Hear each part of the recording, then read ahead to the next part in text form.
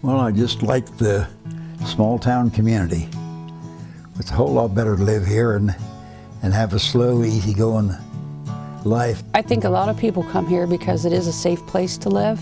It's beautiful here. I mean, it's a great place to raise your children. The crime rate's very low.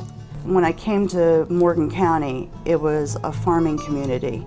I was attracted to the beauty of things first. We don't have as much of the urban pollution and noise and traffic and just the large numbers of people. This is just a really good place to live and a really good place to bring up a family is what's always brought me back here. My family has lived on the same farm for about 5 generations. My family was the second family to settle in this town in McConnellsville.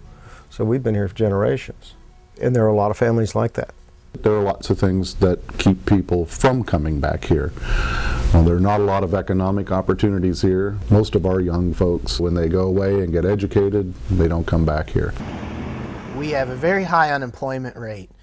There are so many people that are underprivileged.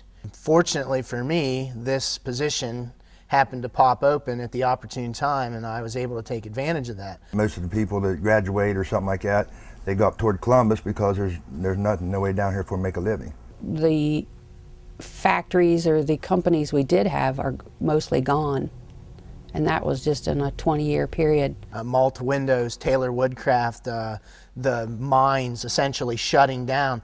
As a result, a significant portion of the population is now unemployed.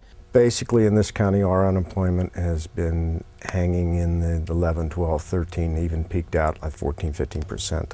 When people don't have the economic clout to be able to afford to make repairs, do maintenance, there's a general deterioration that keeps occurring in the housing units in the county. We were lucky to find this home, but it's a very old home. It's over 100 years old. We found that when we were searching for a home that was probably a little bit newer and might need less work, it was almost at least double the cost. Where we're at is really cramped. Needs work done, and we don't have the money to really put into it to fix it up. There's only a 2-bedroom home. Cody had to sleep in the bedroom with his sister. The best we could do was just take a bathroom out to make another bedroom because we have 2 boys and 2 girls. I became a local school bus driver, and that's when I got to see the housing, the way people lived. There was a little girl the other day. I had to do a different way to take her home, and usually she's the last one off, and this day she was the first one off. The next day she goes, "Don't take me that way anymore," because she didn't want the kids to see her house.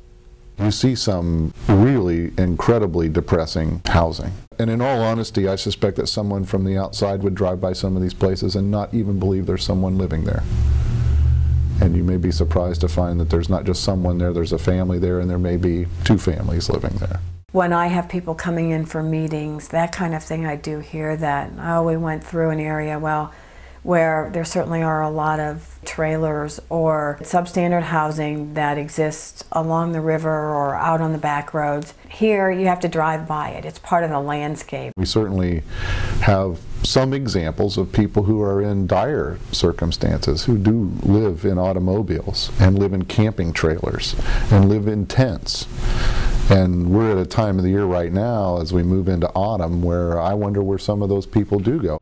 It began to get cold, and the calls began to come into the hotel. Did we rent rooms by the week, and how much? And it was too cold for them to sleep in the car. I had just recently heard that a little boy spent a lot of time living out of a car this summer. It can be very disheartening to see where some of these people live. And to wonder, we're at the 21st century now. Why is this happening? The Habitat finally came here, which answered her prayer. Well, it's going to help somebody get started that couldn't possibly do it unless they had something.